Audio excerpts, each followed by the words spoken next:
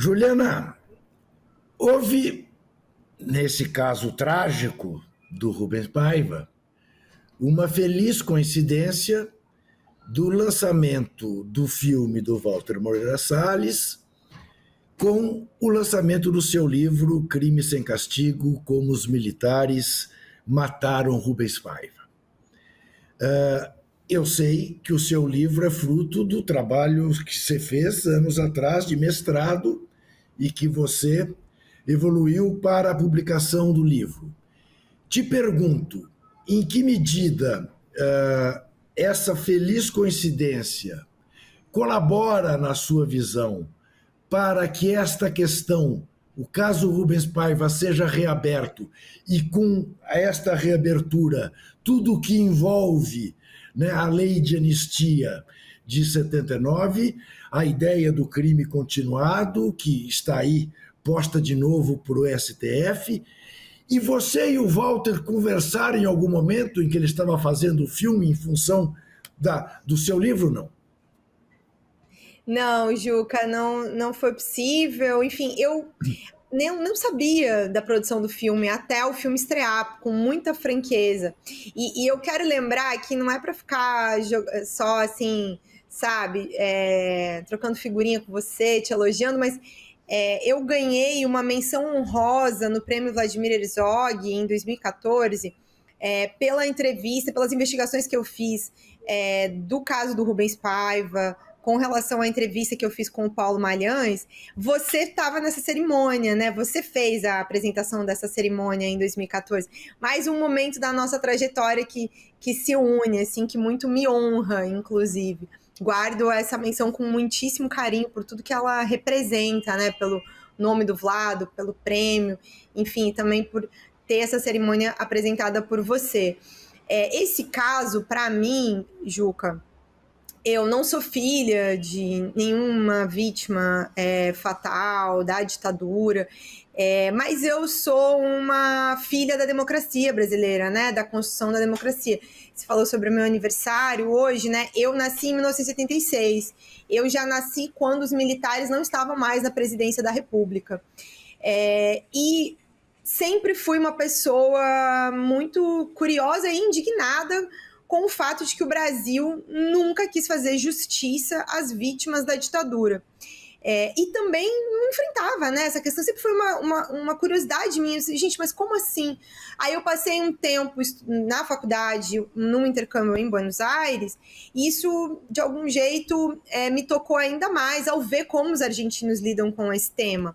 E daí eu começo a me dedicar, em 2010, a isso. Depois que eu volto da Argentina, eu volto no fim de 2008, me formo em 2009 e começo a trabalhar, né, pós-formatura, já nessa área de 2009 para 2010, pesquisando de um modo geral. E um dos casos que eu vou puxar, por causa de investigar militares, tentar identificar militares que tenham participado de crimes contra a humanidade, é o Paulo Malhães, e isso me leva ao caso do Rubens Paiva.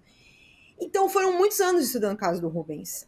Eu escolho estudar ele no mestrado, no meio das reportagens que eu estava fazendo, desde 2012, porque eu vi esse cenário que está se colocando agora com o filme, eu imaginei que isso pudesse acontecer.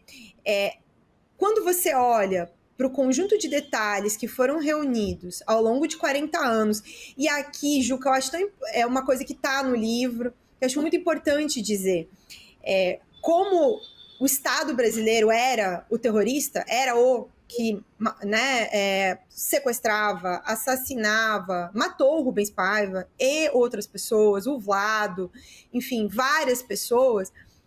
Quem fez esse papel de investigar esses crimes naquela época? Em primeiro lugar, são os familiares, né? São as famílias. Então, aqui, a Eunice Paiva, que vai liderar esse papel de esclarecer o que aconteceu com o marido. Mas ela conta com uma ajuda decisiva de vários queridos colegas jornalistas desde 1970. E aproveita esse lugar aqui para a gente lembrar também de pessoas que nem mais aqui estão, né? Estou falando do Fritz Utzeri e do Heraldo Dias. Muito me orgulha fazer parte desse grupo de jornalistas que, ao longo de mais de 4 décadas, ajudaram a desvendar esse crime. Eu me somo a essas pessoas com muito orgulho. E eu fiz questão de documentar o trabalho do Heraldo, do Fritz, também de uma outra colega que é a Marta Batista, que vai fazer uma entrevista com a Amilcar Lobo, para poder ir colocando cada pecinha. Sem todas essas peças, a gente não saberia quem são os assassinos do Rubens Paiva, nem os detalhes do crime. E esses detalhes todos, agora chegando na questão da lei de anistia, eles são fundamentais para uma cena que eu imaginei, sabe, Juca? Eu imaginei esse julgamento no Supremo Tribunal Federal.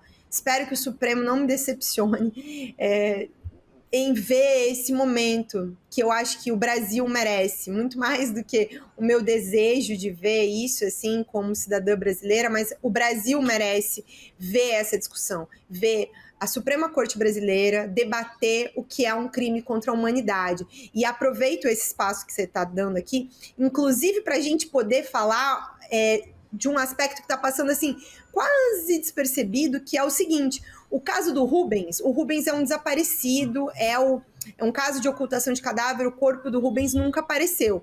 Ele é o crime continuado, o caso de crime permanente. Mas o Vlado é um crime instantâneo, um assassinato. Não é um crime permanente.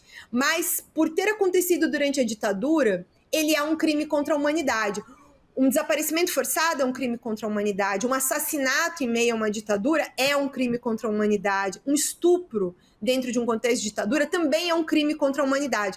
O que a gente precisa é que o Supremo Tribunal Federal coloque todos estes crimes, reconheça o crime contra a humanidade, mais do que o crime permanente. Porque se ficar nos permanentes, os assassinos do Vlado vão acabar anistiados. Os estupradores da Inês Etienne Romeu também vão acabar anistiados, entre outros casos. Então, se a gente quer ver os militares ainda vivos, responsáveis pelos piores, mais graves crimes cometidos na ditadura, não dá para ficar nos crimes permanentes. Não dá para ficar só nos desaparecidos. Então, é importante que a gente posicione essa discussão, que é para a sociedade entender, senão a gente vai ficar só na história do Rubens, na história do Ainda Estou Aqui, e perder a oportunidade que o filme deu. O filme deu a oportunidade da sociedade brasileira voltar a olhar para esse caso com carinho, com atenção, compreender. Eu acho que o filme é tão lindo nesse aspecto, que é fazer com que cada família possa olhar para si e olhar assim, sentada na mesa, naquela cena da sorveteria, a mãe que olha e não vê mais o marido, que foi levado de casa sem nenhuma explicação, sem nenhuma justificativa, né?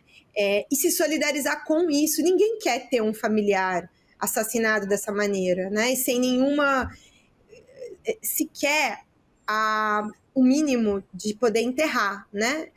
Para além da violência, a violência de passar anos e anos e anos, décadas, sem saber quem são os responsáveis e ainda por cima sem saber efetivamente onde está o corpo, né? O que aconteceu. Sim. Numa palavra, né, Juliana?